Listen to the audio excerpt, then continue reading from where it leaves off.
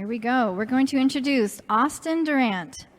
He has been fermenting food for over a dozen years. In 2011, he founded Fermenters Club, whose mission is to improve people's lives by teaching them why and how to make and enjoy fermented foods.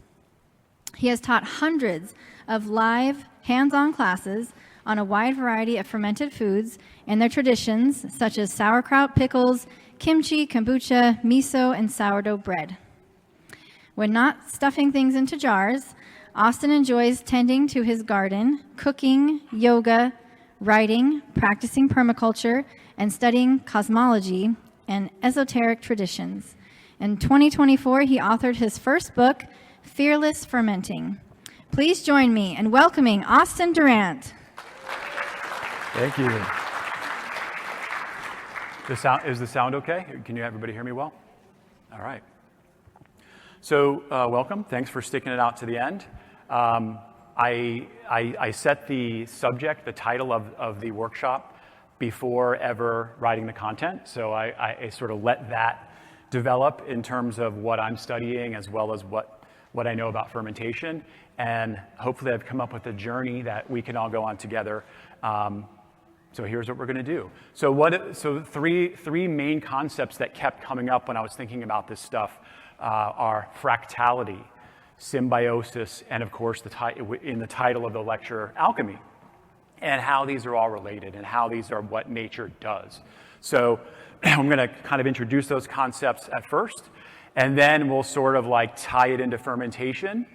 Then we're going to sort of see what these natural relationships, how they interact, and then how they interact with each other. And then I'm going to do a demonstration of sauerkraut. Kind of give you some tips and tricks for the basics of it. And then we're going to kind of come back. So we're going to go from maybe the molecular soil level all the way to the human level. That's where we're going to hang out because we're comfortable at the human level, right? Then we're going to go a little bit above that up to the cosmic level. And then hopefully, if you take away one or two things, in addition to awesome sauerkraut, which I fermented some of my signature apple ginger sauerkraut, which I brought enough for us to sample together today. So that's what we're going to do. And I think there should be time for Q&A, but let's find out.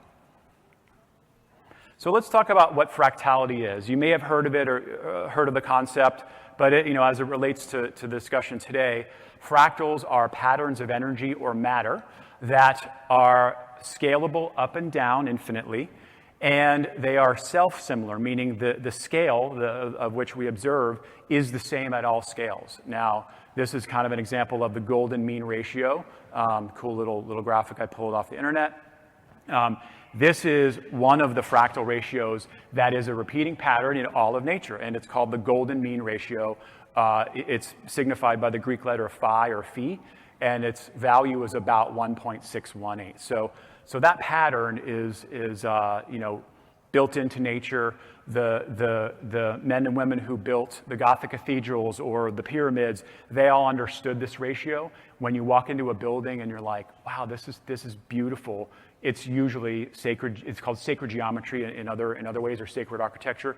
They all use this ratio. So humans that are in tune with nature tend to use this, and every human appreciates it, right? So that's the concept of fractality. If you've ever seen that beautiful Roman, I think it's called Romanesco cauliflower, that's what this is. You can kind of see that spiral being recapitulated down to the tiniest little level of this flowering plant. And then this is, anybody heard of Dan Winter? I want to take a poll. All right, you guys. He's still under the radar, but he talks about fractality, and this is his understanding of when you take that fractal pattern and you turn it into 3 dimensions, it essentially becomes the Holy Grail.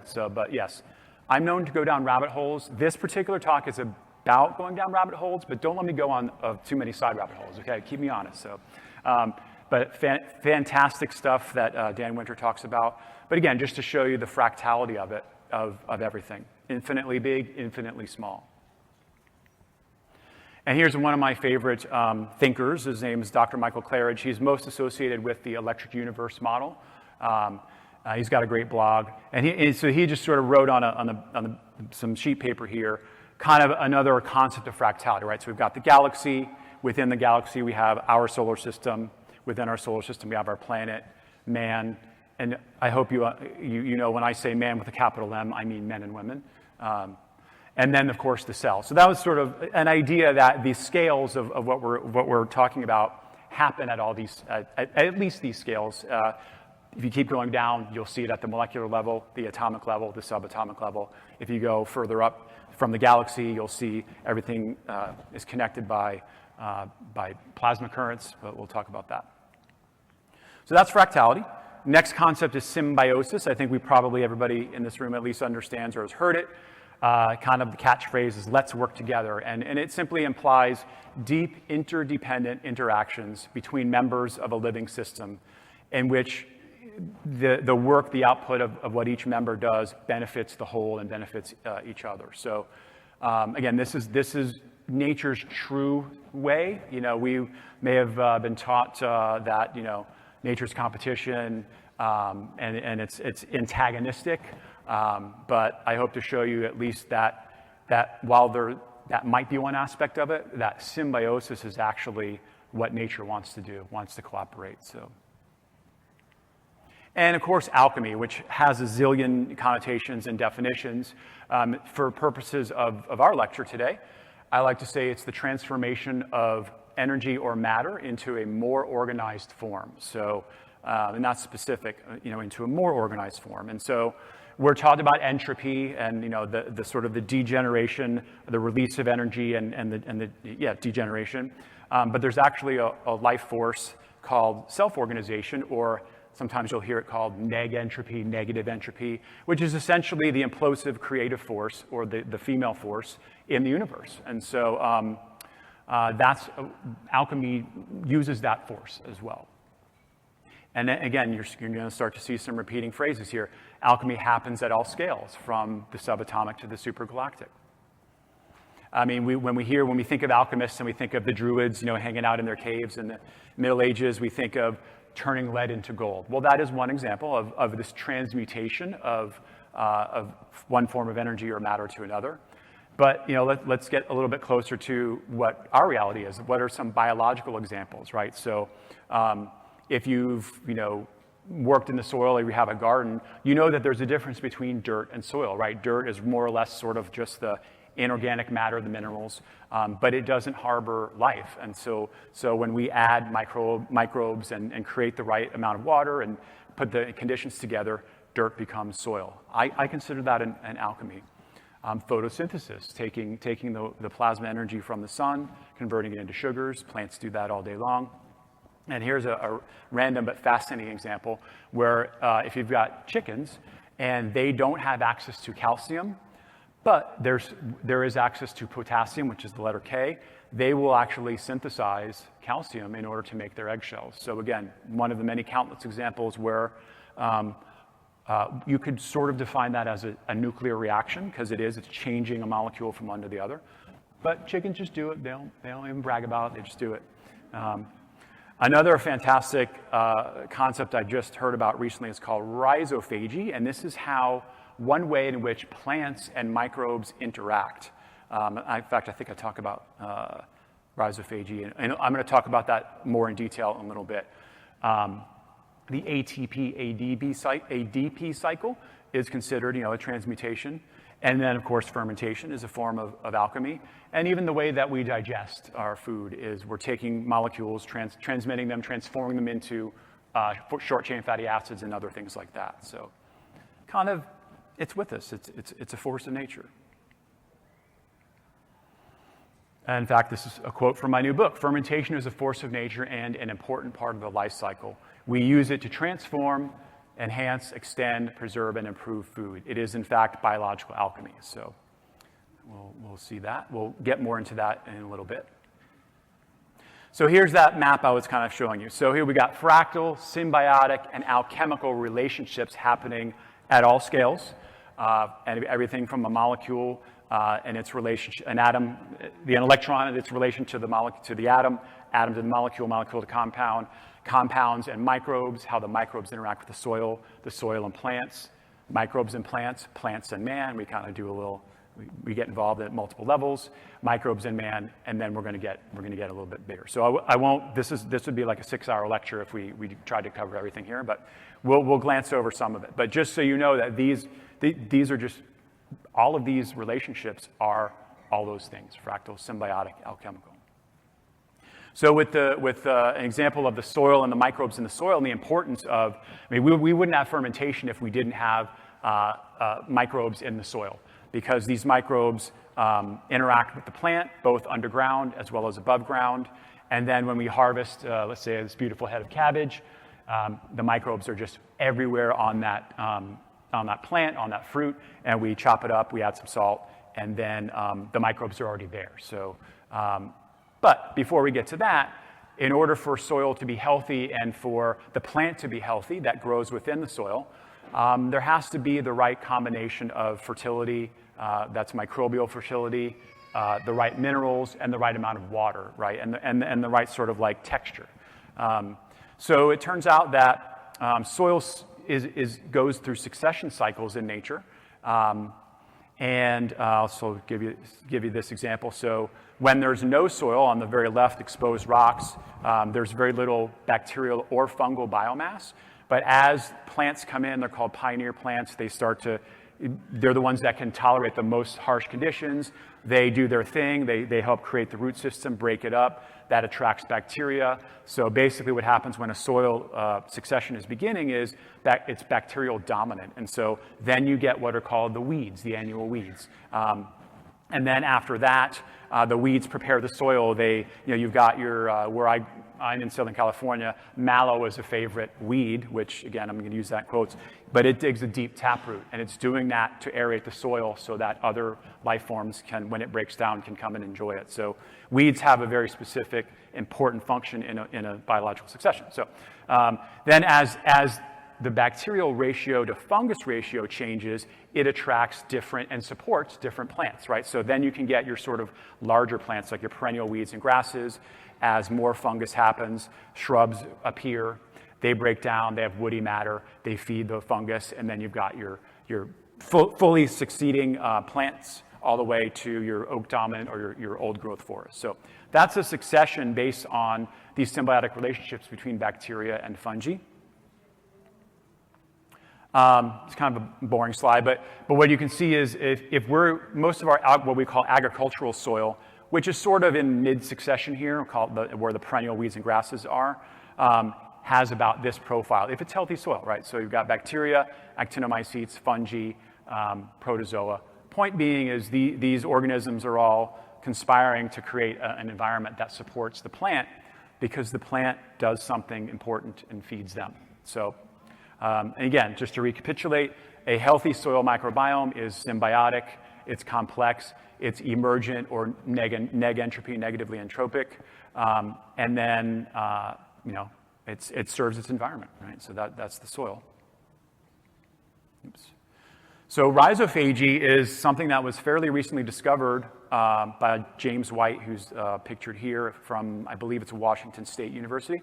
Anyway, he was able to look at the interactions between bacteria and plant roots, and what is happening is the plant root will literally suck up a bacterium and strip off the cell wall, which contains proteins, and also the bacterium contains minerals.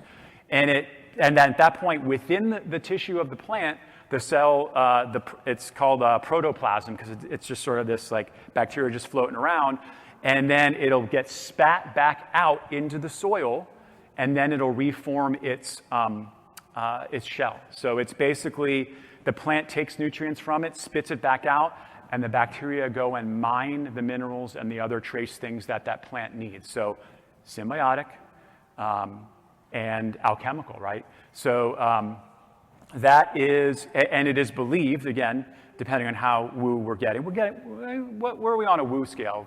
4 out of 10, 8 out of 10? What do you guys think? Not 4 or 5. Okay, good. No. But so this is science, it's proven stuff. But I've read it somewhere. Somebody says that it's also believed that the plants can communicate via what they're telling the bacterium they need, that the bacteria can then go get that from the soil. So again, a symbiotic a consciousness, really, that's going on. So again, this is, I encourage you to go check out, just Google rhizophagy. It's not a popular term, so you'll get right to James White. But essentially, yeah, it's just sort of the mechanism of how it works. And not only that, but as these microbes are being sucked in, they help actually grow the plant root. So again, another symbiotic relationship. So by the microbes, getting sucked in, they're helping the plant succeed even more. So just a fabulous, fascinating concept that once you hear it, you're like, of course, that's how nature wants to do it. Yeah. So you can see just to recap, plants absorb nutrients from microbes. Second, increase oxidative stress tolerance, and then soil fungal pathogens have reduced virulence. So a whole host of these other benefits that happen in this process. So, all right, that's when the plant's alive. But when the plant dies, guess what? The microbes are there to help recycle everything. So after a plant's death, saprophytic microbes and fungi will break down the plant tissue, and they create byproducts during that process, alchemy, releasing the minerals, which then feed the soil microbiome, symbiosis. And then when we replicate this process under certain conditions, what we'll call plant recycling, guess what we call it?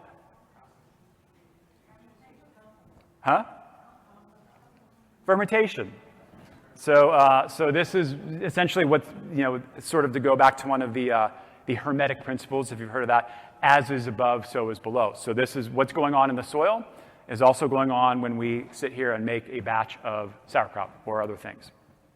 So I like to say fermentation is a tried and true technique to transform and or preserve food by encouraging the growth of, again, this slide needs to be updated because, especially for a Weston A price audience, good microbes while discouraging the bad microbes. And again, these are in quotations because they're only good or bad in context, right? So yes, we don't want a nasty strain of E. coli to get into our batch of kraut, which is completely unheard of, by the way, because it's salty and it's acidic, but we'll talk about that. But the point is that's what fermentation was. That's how we used it. We employed it to help preserve the food, but also to keep it safe and to extend it past its useful fresh life, right?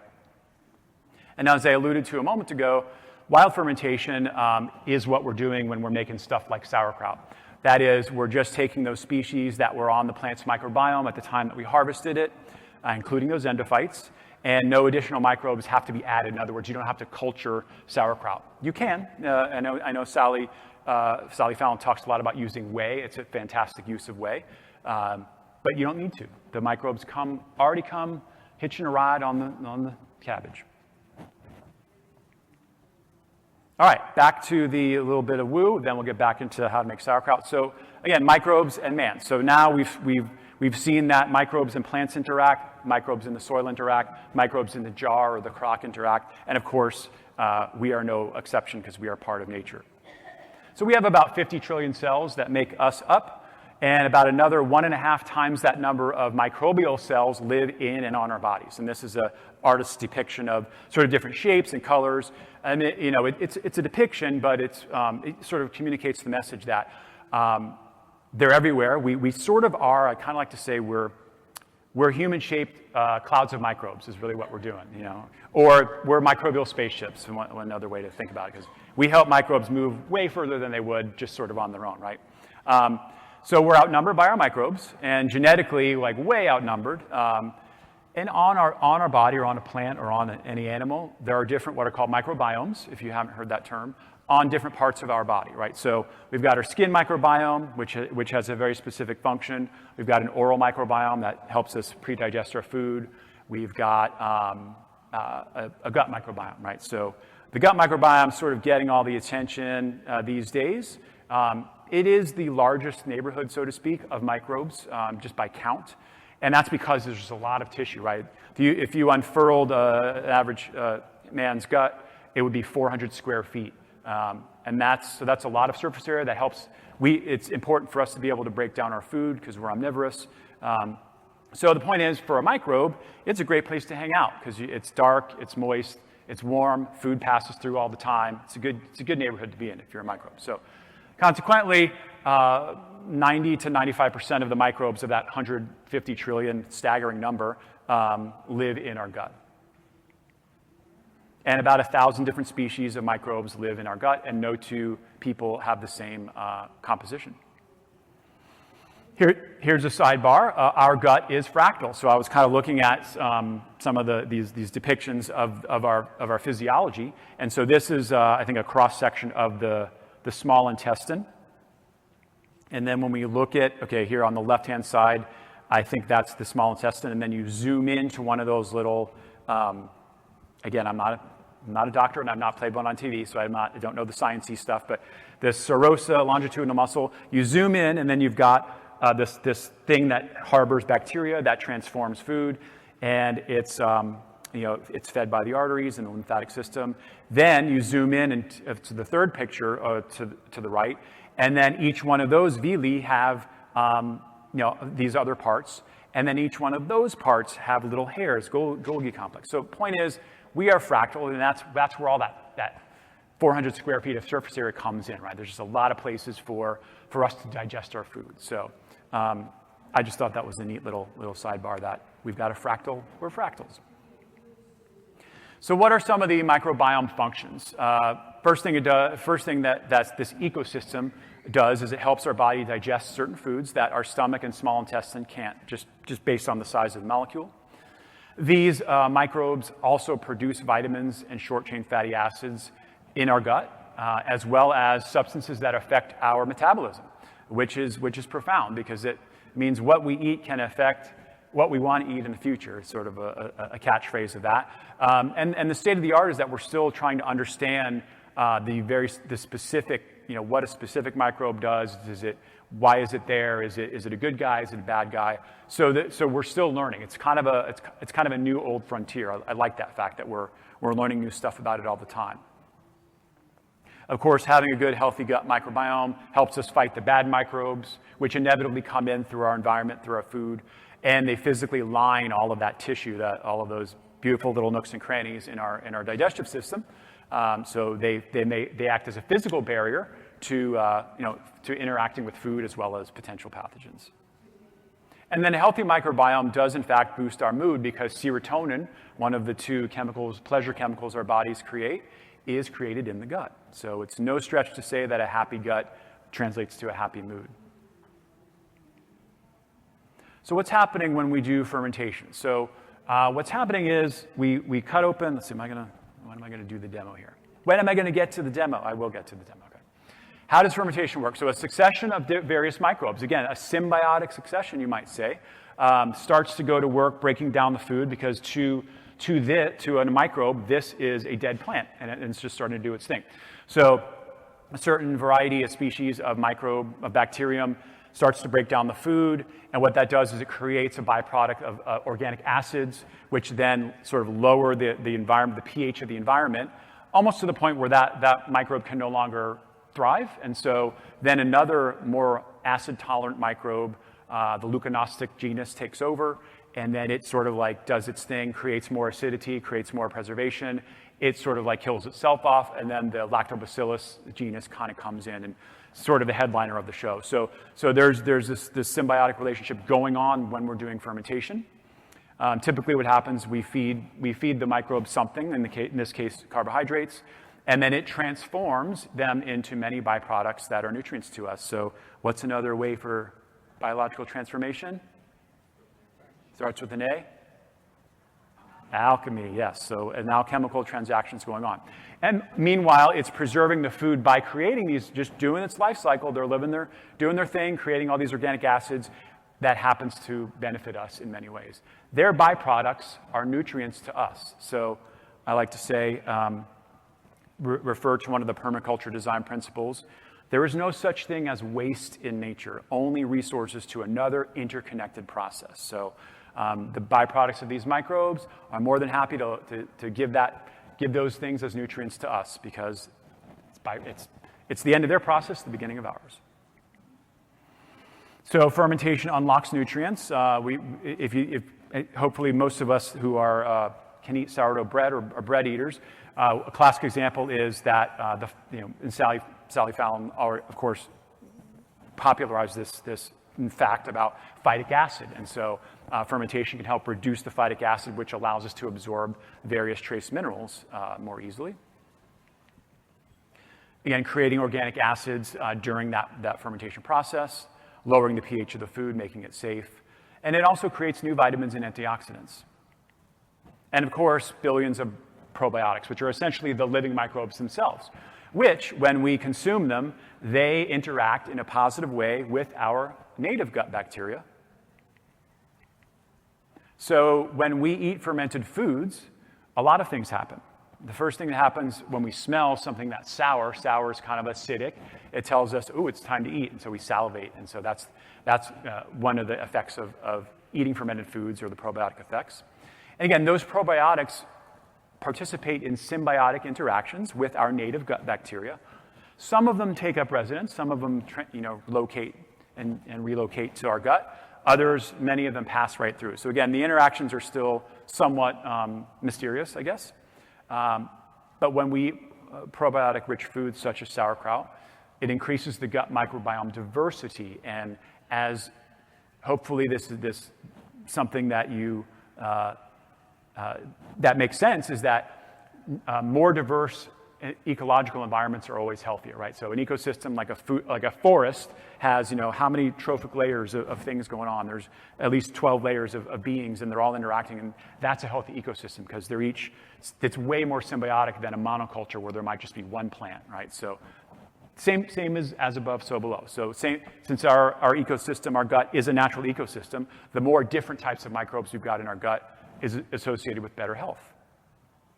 And then there's studies that show that probiotics can also have anti-inflammatory properties. By the way, I should have put the slide in that I usually do. I'm not a doctor, and I've not played one on TV. So meaning I just won't be able to give you specific advice. There's plenty of awesome professionals here at our conference. But I hope to show you how to make some darn good sauerkraut. All right, so, and then especially if you have to go through antibiotics or something that damages your gut flora, eating fermented foods can help rebalance that pretty quickly. All right, what is sauerkraut?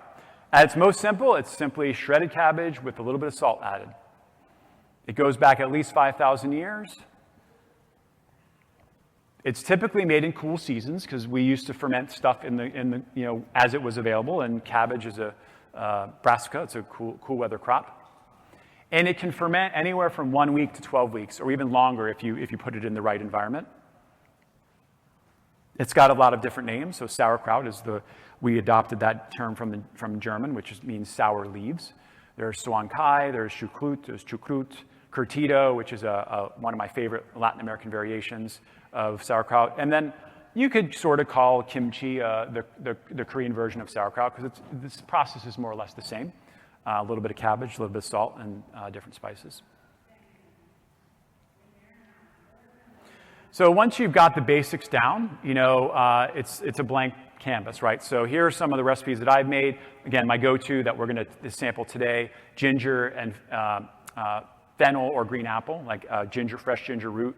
You can put any kind of fresh herbs in, or dried herbs, chili peppers. You can sprinkle beets in, horseradish. One of my other favorites is sort of a garlic, dill, and cucumber. It's like a pickle meets a sauerkraut when you just don't want to have to choose. And then I've even played around with using berries. So I'll dehydrate some strawberries, kind of sprinkle them in, and it sort of mellows out. And it's a nice, I call it a nice breakfast sauerkraut. Is my,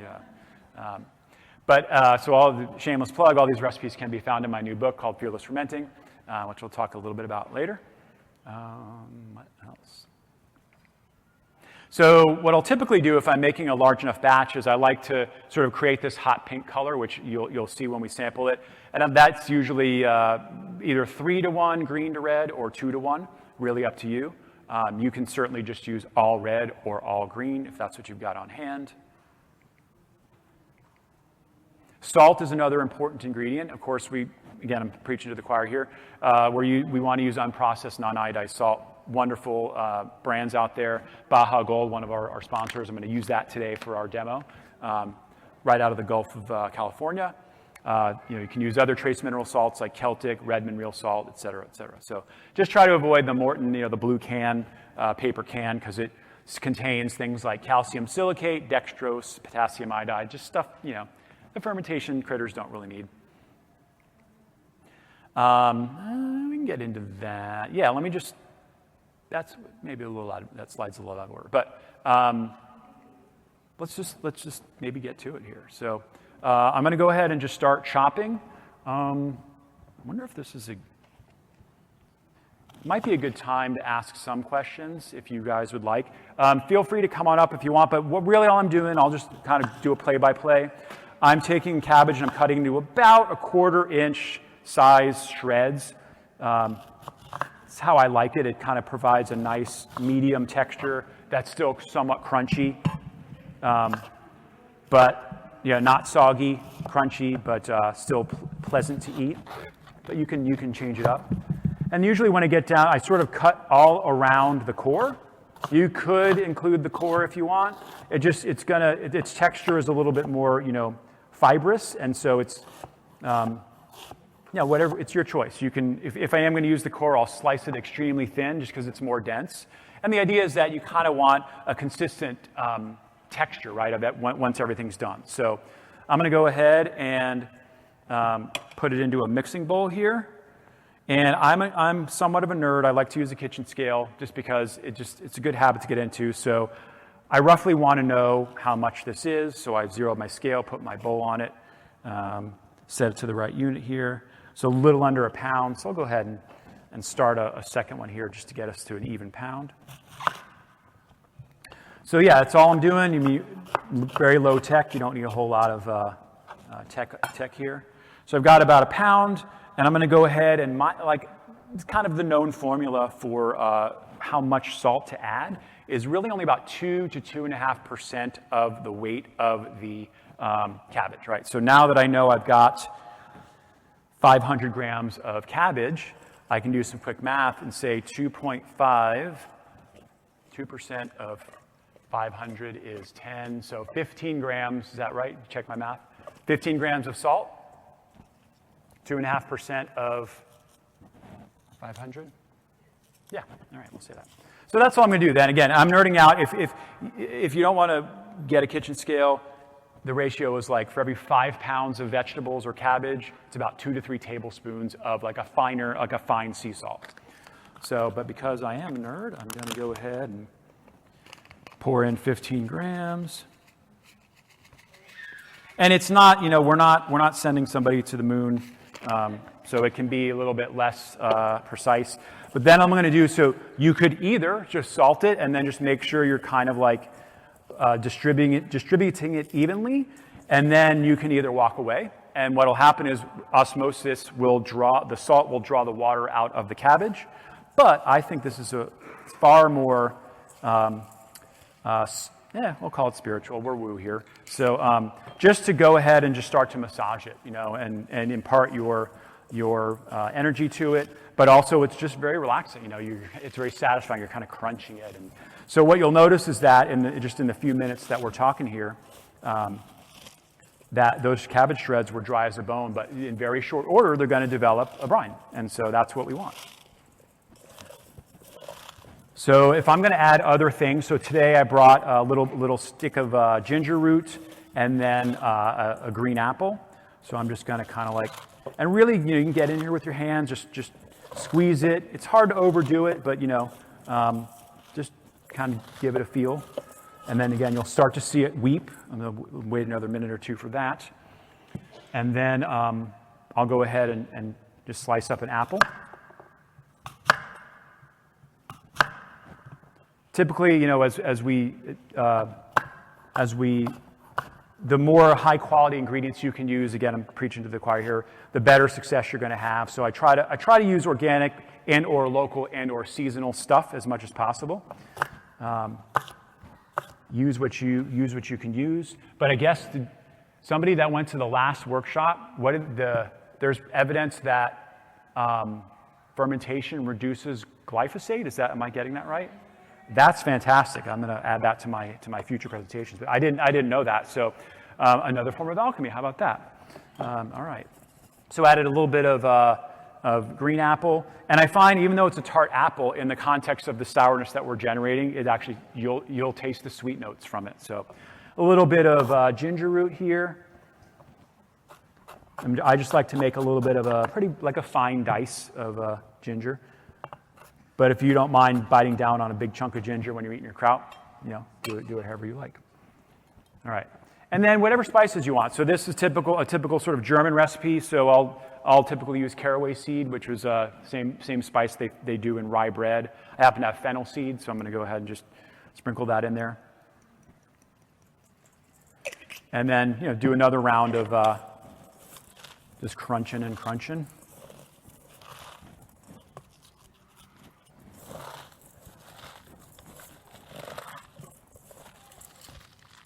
And hopefully we're seeing, so you can kind of see there's already some water coming off of it.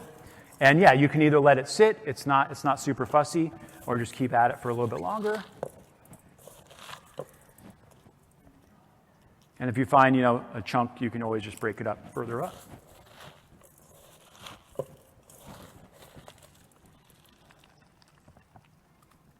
All right.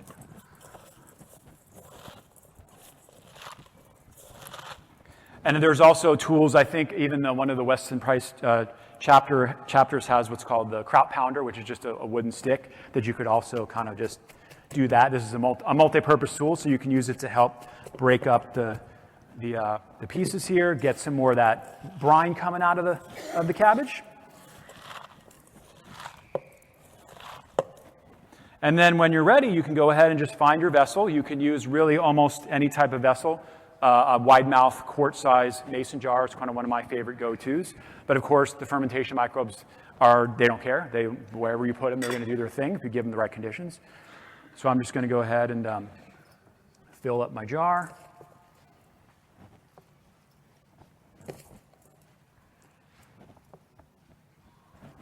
And if you're not making a mess, I would encourage you to make a little bit of a mess because it's supposed to be. And you want to pack it down into whatever vessel you're using. The microbial alchemy that's going on is considered anaerobic, meaning it does not require air because it's bacterial. And so we want to remove any air pockets in between the fermenting veggies.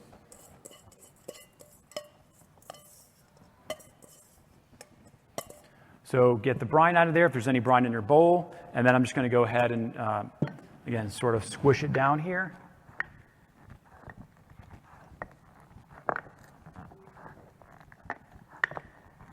And then, find a container. So I'd probably, if I was at home, I'd probably just do another round and get it to somewhere around, an inch or so below the bottom of the jar. And then if you want, you can use there's these gizmos. This is just like a glass disc of a weight.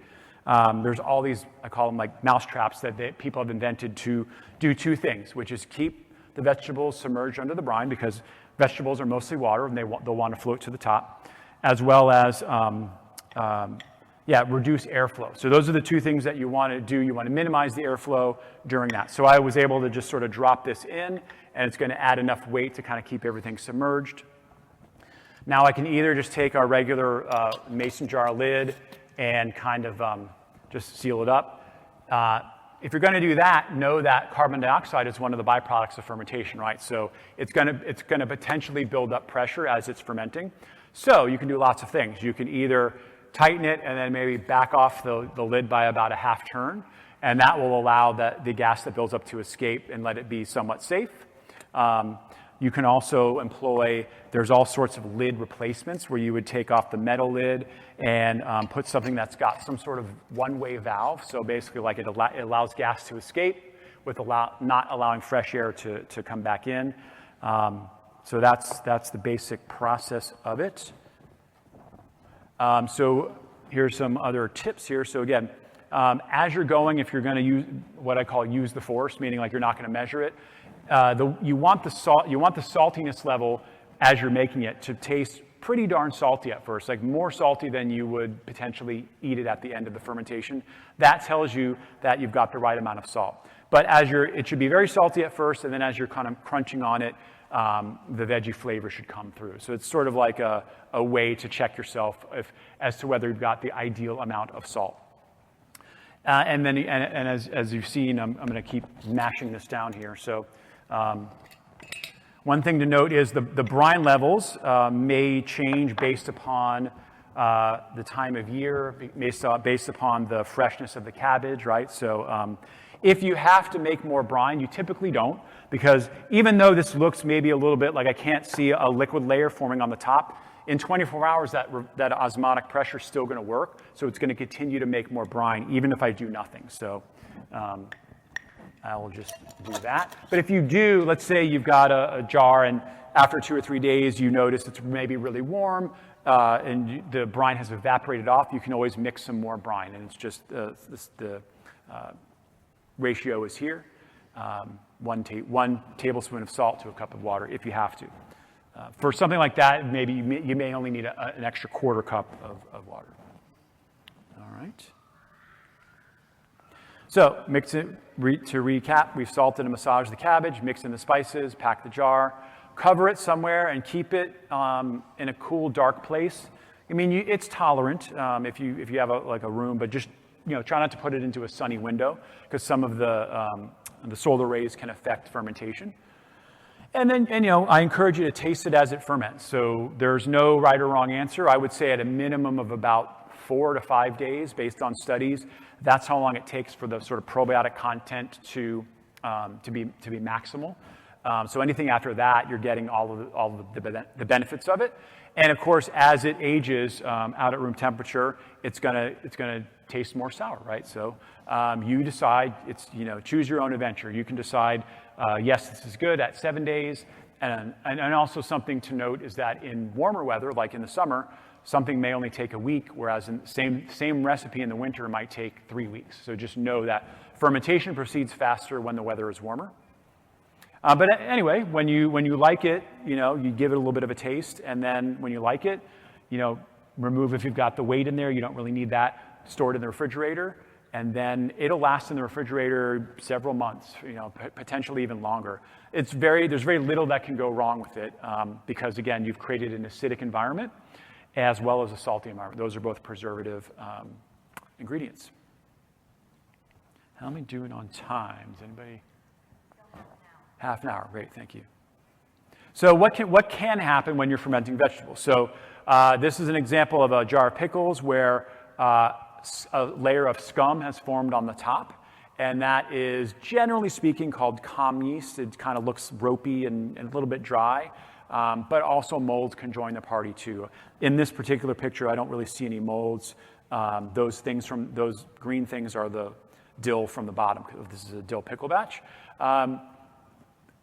If we've weighed down the vegetables like it looks like we've done here, then you really can all you need to do is wipe, scrape, scoop off that top layer. Generally speaking, for most of us, it's harmless. It's just not very good. It's not, it's just like kind of yeasty and not something you typically want in your jar of ferments. And then just maybe give the brine a little bit of a stir, and whatever residual yeasties are still there, they're going to quickly die because it's an acidic environment. So it's really not something to be overly concerned about. But at the same time, one of the principles that I like to encourage people to do is to trust your senses, right? So if there's a funkiness, you wipe, scrape, scoop it off, you go to taste something or smell something and you're like, oh, I do not want to eat that. Like, honor that sense, because again, we have a full set of senses that tell us to keep us safe. So, sometimes you might be, if you're new, you're like, oh, it should be funky. I should be gagging. No, you shouldn't be gagging. You should be pushing your boundaries of comfort level, but not to the point where your body's going to respond negatively. And that's very exceedingly rare. In fact, there's no documented cases of somebody dying from eating, let's say, bad sauerkraut or bad pickles because of that. Like, nature is kind. She'll let you know, we put something else in here you may not want it and you may not enjoy. So anyway, so that's the basics of it. Some success tips of sauerkraut. If you are already done and you're consuming your jar, and it's even in the fridge, I would sort of scrape down the insides if there's little pieces stuck, because that's going to be those pieces stuck to the inside of the jar where, again, yeast and mold can get hold. So just sort of good hygiene post-fermentation. And again, if it dries out in the fridge, you can go ahead and add more weak brine. 3 to 4 months, I would say, is pretty conservative. You can certainly let ferments stay in your fridge, really as long as they have a little bit of moisture in them. And then again, they're not really even going bad. They may lose their texture, like sauerkraut may get mushy and may not be something you want to enjoy. So that's really your call.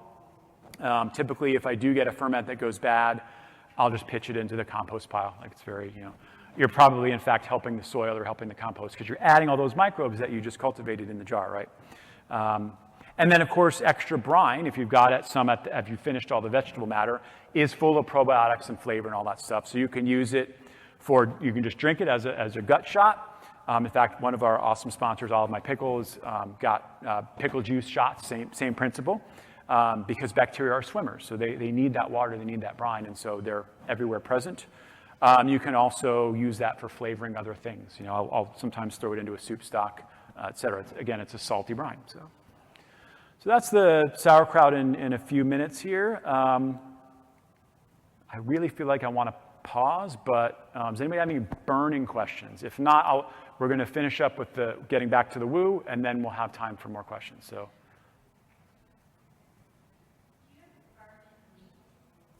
I didn't quite hear. Do I? Meat, yes, meat. You can ferment meat. Typically, it's in the West, it's in the form of like sausages, right? So you can cure sausages, or you can cure a whole, parts of an animal. I haven't played around too much with it, but yes, you could so a sausage, for example, you could, when you're mixing in the fat and the meat, you can sprinkle in a bacterial starter. And then when you stuff it into the casing, typically a natural mold will form on the outside of it. So those are examples of, just an example of a fermented meat. But there's definitely cultures out there, and I think I saw something, all over the world where it's a valid way to preserve food. So even in like the Inuits in the Arctic are preserving, like seal and walrus and shark and all that stuff. Haven't played around with that too much myself, but yes, you can absolutely use fermentation as a way to preserve meats. Unrefrigerated? It really depends on the environment. If you're here in Florida and it's August, it's probably going to degrade fairly quickly, like maybe within a 3 or 4 week period. If it's cool out, if it's our temperature maybe below, it might be another month or two. So really just kind of keep an eye on it. It depends on how much food is left for the microbes, and then how warm it is in the environment, because that dictates their activity.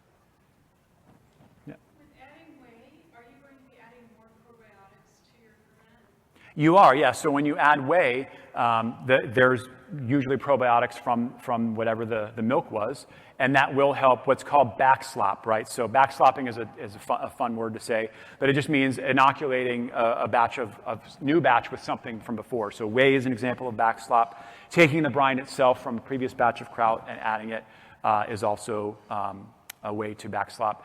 But like I said, if you've got whey on hand, that's a great use for it. But I've had great success with just like what I showed you here. I didn't add any other ferments or any other microbes. Yeah, win the way back. Have you tried any other vegetables? Have I tried other vegetables? Absolutely, yeah. So the sky's the limit. I've made, one of my favorites is like a 𝐤𝐿𝐵𝐻 or 𝐓𝐴𝐻𝐿. So you're taking chopping up cauliflower and carrots and onions and garlic and mixing that together, and then just putting that into a brine. So it's a little bit different because those vegetables don't make their own brine. So in that case, you would simply mix up a brine of about 5% and then stuff the vegetables in. But otherwise, it's more or less the same process. Same amount of time? You fermented the same amount of time? Same amount of time. So that's a great question. So it depends on the texture, and both the texture. So we've now created a medium that's got a lot of surface area, right? Because we've shredded the cabbage. So that potentially would go faster. Again, I'm not trying to solve for speed. Sauerkraut and fermentation is about enjoying the speed of nature. But yes, if you've got less surface area, so if you're fermenting like a whole cauliflower or big chunks of carrots, those tend to require a little bit longer for the fermentation to get it to penetrate to the bottom of it. So yeah, another shameless plug, my main business, fermentersclub.com. I've got all these recipes for all these things. Feel free to check that out, and you can get specific fun recipes, that most of which are in the book as well. So, all right. So we will have time for more fermentation questions, but let's get back into the woo. All right, so where we last left off, we were, how is the man-microbe connection going on? Well, so again, this is a little just more esoteric, but we can think of Earth's microbiome as all the sum total of all of the living beings on it, right? So again, this is pretty hasty. I'm not a good graphic designer, but you get the idea of that. We are just one of the many members of Earth's microbiome, right? So again, that same patterns of what's going on are also happening at the planetary level, meaning like all the members of the biosphere are participating in doing things that we do. We're creating byproducts. Other beings are taking up on that, and this is just going on. And one could argue, we could get philosophical, but ideally in a natural setting, the Earth is benefiting from that. Otherwise, the Earth would not have created the conditions to harbor our life. So that is, again, my particular view on it. And I should just say, it's kind of like, yeah, it's really kind of the same thing. All right. So now let's step even broader. And this is some of the research that's now being shown, is that the Earth is a member of a much broader, much bigger system. And in this case, we'll talk about our local solar system. You may have seen, or if you've ever studied astronomy, you kind of understand what we think the relationship between the Earth and the Sun is. The Sun is this like nonstop, like spitting out nuclear fire at us. And fortunately, we've got this magnetosphere that's kind of like deflecting some stuff. And that's a way, again, I think that's somewhat of an antagonistic way to look at what's going on. Because if you think about any organism, any organism that has multiple organs and multiple members, that's a natural system. It's working symbiotically, right? So what if we changed our thinking and thought, what is the function of the connection between the Earth and the Sun? Because it's been shown that, so you can kind of see on the right, we've got a staggering amount of power, amperes, coming into the Earth at all times. You can kind of see in the orange lines coming in through the aurora. Sometimes aurora are displayed, and then it's going back out. So Earth is actually taking this hot plasma, this energy from the sun, and stepping it down in order to make it into a gentler form of, really, again, it's just energy.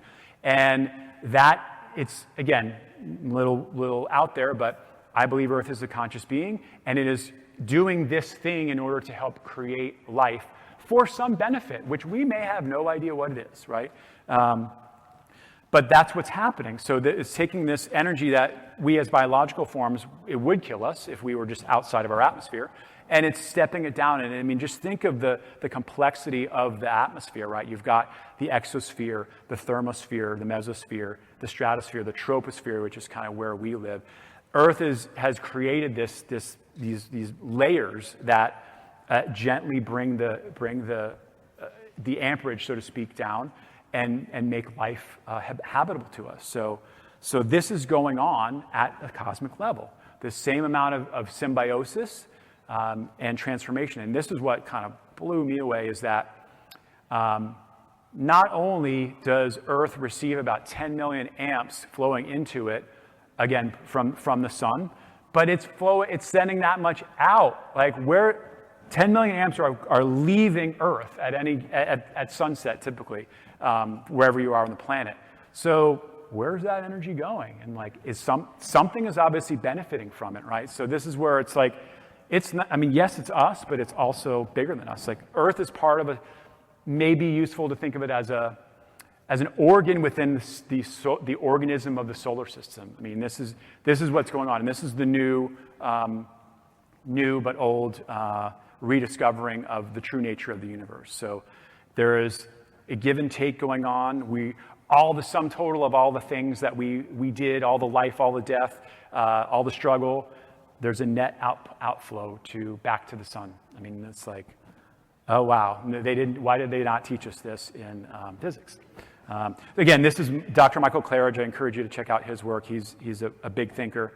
And so let's bubble out even one more step to our galaxy, because we don't know much beyond that. But I want to talk about the electric universe model.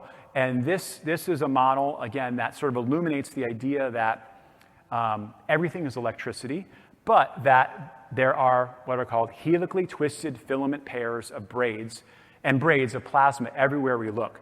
Now, isn't that a neat pattern? I mean, and what I mean by that is, so on the right-hand side, again, this is not an image, it's a depiction, but that is the energetic natural thing. And that pattern is everywhere, right? I mean, this may as well be like neurons in our brain, or the way that energy flows. So it is a natural way that energy flows due to the interaction of electricity within the ether or the plasma. So the point is that the sun is connected to the heart of the galaxy by these plasma currents. And so are all the things on Earth and on the sun. So again, fractal. We've got this pattern of helically twisted braids and pairs everywhere we look, both at the macro level and at the micro level. And then if you're into astronomy, this is, NASA sent up the James Webb Space Telescope, and they proved by looking at the connections between heavenly bodies through different spectra, right? They could see these things. So every planet and every stellar body, every member of our solar system is connected to the sun, and then usually it's connected to its parent planet. So connection is the norm. It's everywhere. And those twisted filament pairs, when they are in the form of plasma or energy, are called Birkeland currents, if you haven't heard that. So again, huge rabbit hole. Electric universe model, thunderbolts.info is fascinating stuff. So kind of wrapping it up now, this concept of what's called cosmology. So it's kind of tying it all together, right? So cosmology is known as the queen of all the sciences. And what that means is it entails one's beliefs about not just ourselves, but what is the nature of the universe, what is nature itself, what is matter, right? So when and maybe we inherited a cosmology, or maybe we've never even given it a thought. We just trust our elders and say, oh, okay, well, they've got it all figured out, right? But it is a prism through which you see all the other disciplines, right? So if you believe that energy is flowing between all different things and it's symbiotic, you might think, when you've got a job where you're deforesting something or doing something, it's like, this might have an effect on something else, right? So again, I'm just giving a very glib example, but it also, I'll say that your cosmology, what you believe about the universe and everything in it, does govern your susceptibility towards accepting ideas versus observing them and experiencing them yourself, right? So I'll just drop a couple here. I believe some of these ideas need revising, and I'm not the only one. I'm learning this from standing on the shoulders of giants. Big Bang Theory, virology, reductionism, materialism, scarcity, war, racism, entropy, gravity, only models, etc. The idea that we're trying to go, learn about this hadron thing, assuming that consciousness comes from matter, when, in my opinion, it's exactly the opposite. So again, cosmology, tying all these things together. Hopefully so here's a parting quote from Dr. Claridge. Everything is part of a larger something and is composed of smaller somethings. The smaller constituents digest or transform the energies from the larger whole of which they are a part. The larger whole benefits in many ways from all this transformation going on in its parts. So it's beautiful. I mean, he could be describing making sauerkraut, right? He could be describing, I think in this case, he was talking about that energetic, the discovery of the energetic relationship between the earth and the sun. So, key takeaways. Everything in nature has a function, even if we don't know what it is. Everything in nature is deeply symbiotic and resonant with every other thing, whether that's the soils to the microbes, to the plants, to man, to the planet, and beyond. Alchemy, the interchange of matter and energy, is happening at all the time, at all scales.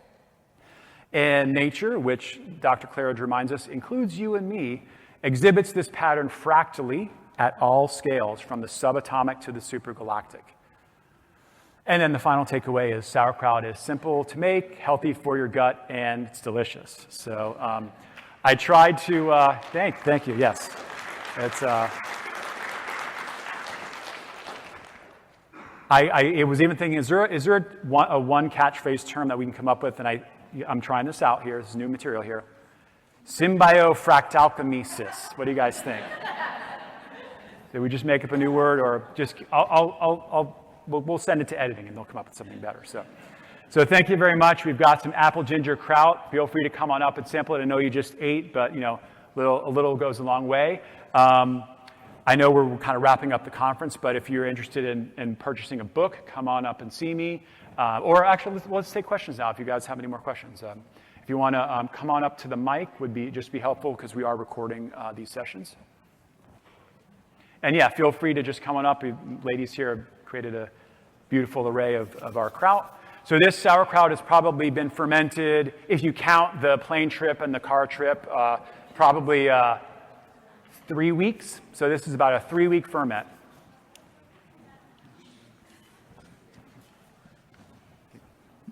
But yeah, go ahead. Not really a question, but you were asking or indicating about Martha Carlin's talk on the glyphosate. And sorry, could you go a little closer to the mic, please? Thanks. Yeah. There you go. The glyphosate. So what she presented is it's not the sauerkraut so much as the bacteria, and the particular bacteria here is Lactobacillus plantarum, and she has a particular number, TBC-LP36, and they have support that it degrades glyphosate. Degrades glyphosate? Yeah. And it also degrades or helps to pull out some metals such as aluminum. Love that. Thank you for that. You might want to go talk with them about that. Thanks, yeah. I asked you to go back to the last slide. They were going to write down something from the last slide. Oh. Previous slide. Oh, you want me to go back to the last slide? You got it. Yeah, cool. So I have a question about my sauerkraut making technique. If my sauerkraut, which I use whey as a backslap, it's salt, it's real mushy. It's not crisp, and after the 2 or 3 weeks of fermenting, dark cupboard, put it in the refrigerator, it just came out really mushy. Mushy. So too much salt, too little salt, too much pounding. Any suggestions? It could be any of those factors. Is it, you said 2 to 3 weeks? Yeah, it wasn't, the timing wasn't the issue. It wasn't like 3 months but there was something that wasn't right, because there's only a few variables that could go wrong. Are you in a tropical environment, like a warm environment? Florida. So yeah, so 2 to 3 weeks feels like a long time for most of the year in Florida. So I would just say catch it, try tasting it at a week next time. And again, this is not like a canning, right? We're not like breaking the seal on anything. This is a continuous process. So feel free to get in there, taste some. If you're like, no, that still tastes raw, then come back in a few days. I have a question about salt. What happens if there's too little salt or too much? We're in the Valley of Tennessee, and a woman that Pamela and I were taught how to do ferments in our area, she came from Russia, and she had to learn the percentage where we are, and we only use a 3% salt brine. 3%, okay. So I'm just curious, because a girl that's with me, she's like, but you told me 3, and I'm like, I will ask the question. What happens if you use too much or too less? So that's my question. Absolutely, great question. So salt is actually, I call it a microbial bouncer. It regulates which microbes can come in, and it also regulates the rate to some extent at which fermentation happens. So if you purposely use more salt than maybe a recipe calls for, it will have the effect of slowing the fermentation down. But of course, it's also adding a lot of saltiness to it, right? So finding the right level between 2 and 3% sounds fine. If you don't, let's say, what if I had mixed this jar, shredded it up, but didn't add any salt? What do you think and we've set it on the counter for 2 weeks. What do you think? It'd be a hot, moldy mess, right? So salt keeps the bad guys, so to speak, out of the party, allows the salt-tolerant microbes to come in. So that's its function, in addition to seasoning it. Great question. Hi. When I have two questions about fermenting fruit. When you ferment fruit, do you know if that breaks down the pectin? Fermenting fruits? Does it break down pectin? That's a good question. It probably does. I would say if you're fermenting fruit just in general compared to vegetables, know that the fructose in most fruits is going to attract yeast, which is just a different organism, right? So typically, like if I'm going to make an example of a fruit ferment I'll make is like chutney, right? So I'll chop up peach. I'll only let that ferment for 2 or 3 days because after that it can actually create alcohol. Right. But I don't know the specific answer to the question about pectin. Okay. But I would imagine it does because pectin is it's a carbohydrate, right? So yeah, that's what the bacteria like to eat. Okay. Also, is there a reason that you use dehydrated strawberries but maybe fresh apple? Is that a water content issue or? I'm sorry, other... could you speak up just a little bit? Sorry. Is there a reason that you would use dehydrated strawberries but fresh yes, great, apple? absolutely, great question. So because of that fact I just explained about how fresh fruits ferment quickly, I feel like dehydrating them sort of like slows down the yeast a little bit. So dehydrating them first will allow you to sort of keep it in balance, so to speak. But yeah, great question. Thank you. I imagine there's a kind of spectrum between vegetables and fermented vegetables and juices. Like kombucha has become a very popular fermented beverage, and I kind of think that's because it has such a high sugar and caffeine residual content. And I wanted to know, I know about kvass, which is a grain beverage, but there's also beet kvass. Are you familiar with the live beverages? Have you gotten a good source? Have you experimented with beverages? And is there a good source that you know of somebody or a book or something that talks about fermented beverages? So your question, sorry, just get specifically do I know a source of Well, yeah, I just wanted to kombucha? know, do you have experience with fermented beverages? Is that an interest of yours? And have you noticed any materials or people that are into that subject as well? Yeah, so I'm pretty conversant in kombucha fermentation. Like you said, we're giving it a different substrate. It's sugar instead of the carbohydrates from vegetables. You need a culture with the kombucha, right? You add that blobby thing called a SCOBY. But I'm not sure I'm answering your question. Are you at the difference between something, or are you just saying like, how do you do kombucha? No, I'm not saying how do you do kombucha at all. I'm just wondering what your experience is with fermenting beverages. Yeah, so kombucha, I've done water kefir, which is sort of a different culture. I haven't really played around with the alcoholic ferments. I just simply don't drink. Kefir, which is milk kefir, beet kvass. These are all. So beet kvass is the closest thing to sauerkraut what we've got here. But yeah, I mean they're all just very. Are salted, salt used in beverage, some kind of fermented beverages? Typically not. So let's say we're making kombucha, the culture brings yeast and bacteria in, and it's a bit of a different style of fermentation. You're converting the sugars into organic acids, a little bit of ethanol, which is alcohol, and then that's what gives it that sour tang. So kind of a different approach. So we're not using salt as a sort of regulator of stuff. But beet kvass would be an example where, yeah, you're making a salty brine, basically, of a vegetable tonic. Okay, thank you. You're welcome. I'll just say this into the mic. Nourishing Traditions has quite a few fermented beverages, and a lot of them tend to start with whey or grain-based fermented beverages. Okay. So that's a good resource, too. Hello.